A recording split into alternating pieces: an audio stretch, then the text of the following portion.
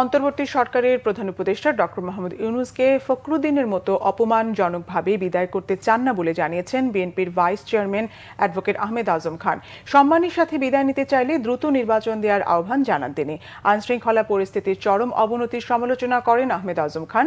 নাটোর শহরের ভবানীগঞ্জ মোড়ে বিএনপির সমাবেশে তিনি বলেন, নির্বাচিত সরকার ছাড়া সমৃদ্ধ গণতন্ত্র মানবাধিকার প্রতিষ্ঠা হবে না।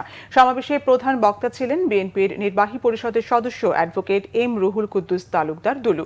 এ সময় তিনি বলেন, জাতিসংঘ ঘোষণা করেছে শেখ হাসিনা খুনি, আন্তর্জাতিক ট্রাইব্যুনালে তার বিচার করা হবে।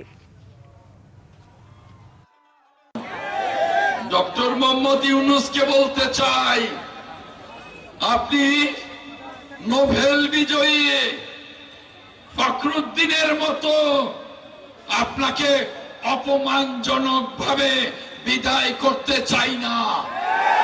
আপনাকে সম্মানের সাথে বিদায় জানাতে চাই।